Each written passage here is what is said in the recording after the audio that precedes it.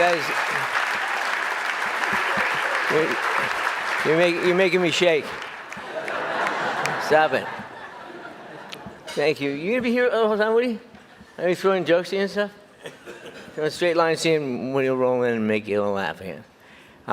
First of all, it's off script, but thank you so much for being here, and I love you. And we did some damage. We did some damage in the 80s. I heard an expression the other day.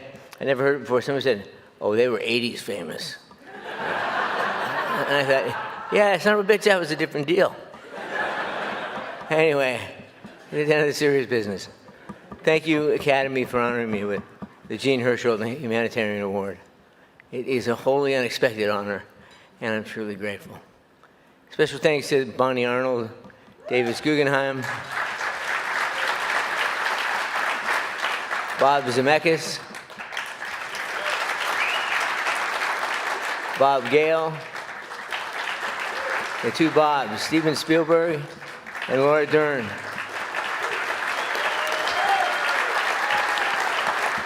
I actually know those people. This is so cool. Also, thanks to Bruce Springsteen for that song you heard at the end of Davis's piece. It's sort of a personal anthem.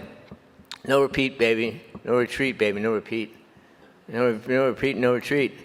Baby, no surrender. And there's a line in that you bursted out of class, had to get away from those fools. They learned more from a 3-minute record, baby, than they ever learned in school. I don't know, that was completely true. But I did leave high school in the 11th grade, sold my guitar, and moved to LA, like right over there in the corner of the Fox lot, in an alley behind Shirley Way. I moved and starved for a while. I'm not bragging. God forbid anybody who tries to do the same thing. I told the history teacher of mine to stop it. No, not yet.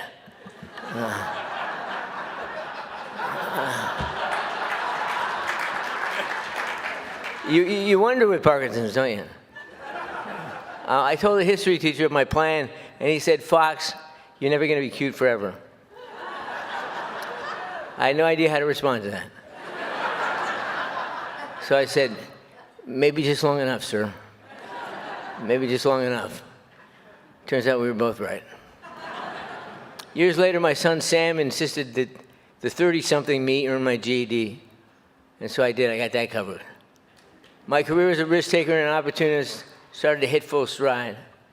During my first days, then months, then years in the American film and television industry, I booked some jobs, ducked some landlords, dove in a few dumpsters, and eventually I found myself, unbelievably, on a TV series called Family Ties.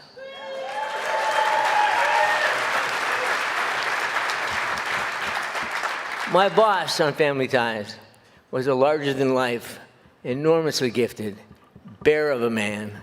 And when I say bear, I don't just mean Teddy, I mean full-on grizzly. Gary David Goldberg was my friend. Don't get me started. Was my friend and my mentor, and I still miss him every day. He taught me how to be a dedicated professional actor and a responsible human being. Introduced me to the concept of to whom much is given, much is required. I think that's John F. Kennedy's wording, but I also recognize the concept is taught to me by my parents, Phil and Bill Fox, who, by the way, would love this. In case you're wondering, Irish people cavell too.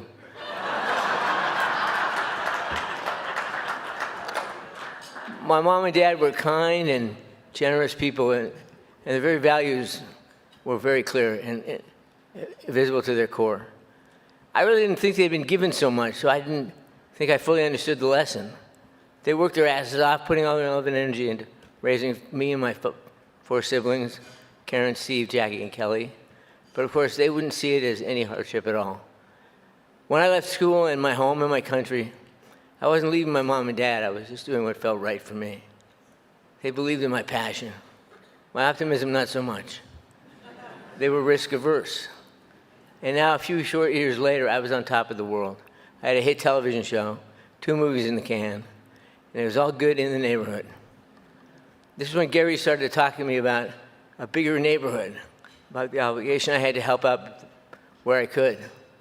Gary introduced me to other philanthropic mentors, all stunning examples of doing good as a major part of doing right and doing well.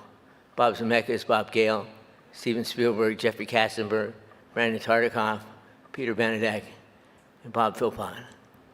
These were strong men and also strong women who helped me along the way, like Nancy Ryder, Leslie Sloan.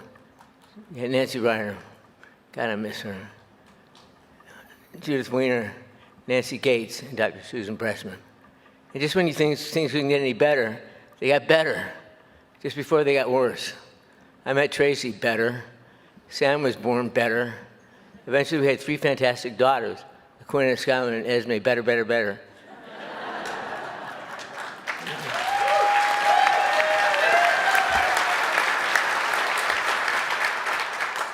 Somewhere in there, around 29, I was diagnosed with Parkinson's. And I was told I only had 10 years left to work. That was shitty. That's what happened. The hardest part of my diagnosis was grappling with the certainty of the diagnosis and the uncertainty of the situation. I only knew that it would get worse.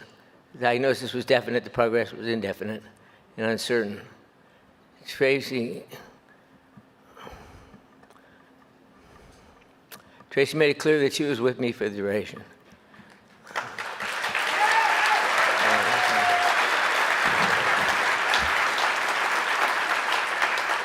I just got in so much shit.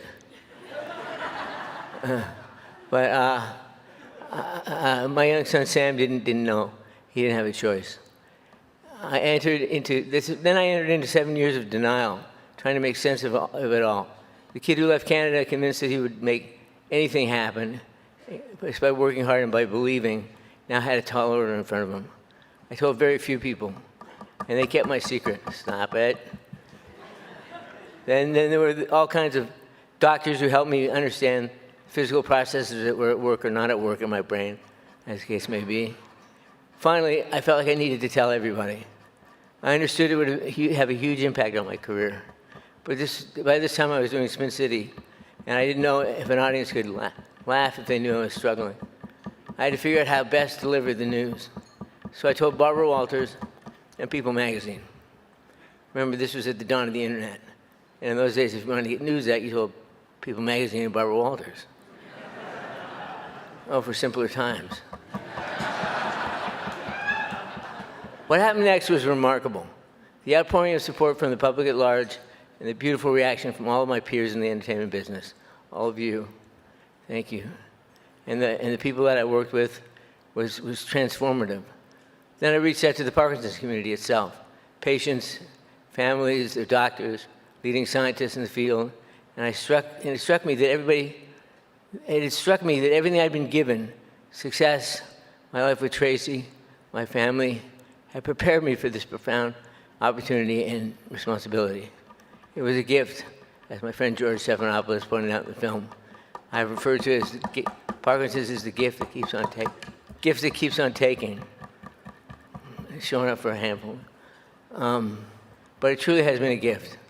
Once I became engaged in learning about the disease, every interaction, every new piece of information I gathered, every researcher or NIH official I talked to, all confirmed that the science was ahead of the money. The answers could be unlocked with the right investments. It was also clear that an aging, underserved patient base could use some help in getting their message out.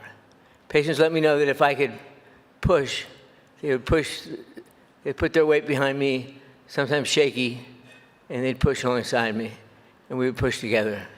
This was the impetus for the Michael J. Fox Foundation for Parkinson's Research. I didn't want to call it that. I wanted to call it PD Cure, and I told Tracy, and she said, pedicure?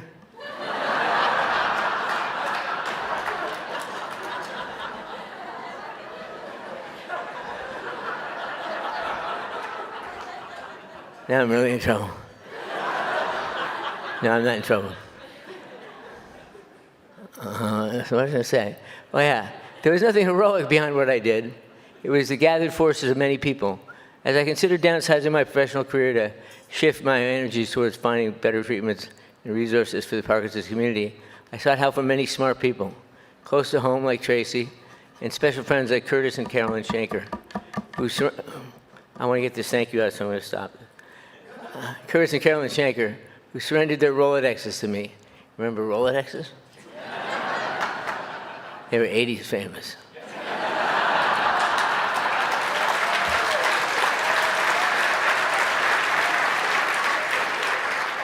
To help raise money for our initial grants, my producing partner, Nell Fortenberry, one of our first board members, jumped in, and a meticulous organizer of the battle plan, jumped in and created one. Most notably, Debbie Brooks, my co-founder at the Fox Foundation, who took my motto, purity of motive, and became the catalyst and the engine that has driven us to our success. It's not going to fall down, is it? Oh, no. I don't know what I feel worse about. Wait. Drop it. Okay, what was that? We assembled a board of achievers from around the world, and over the next 20 years outlined a path to a cure that we're working hard to realize. Even as we sit here today with $1.5 billion in research so far.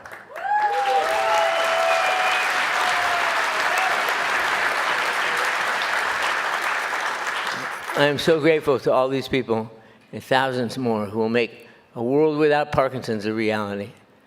I'm not sure I communicated all that well, but it's humbling in the deepest way to stand here and accept your kindness and your approbation, when truly the effort is being driven by others, so deserving of this attention.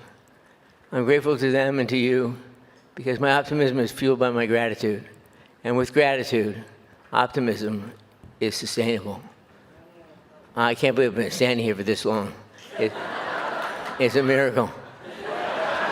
Now, I definitely can't walk and carry this thing, so I ask Tracy to once again carry the weight.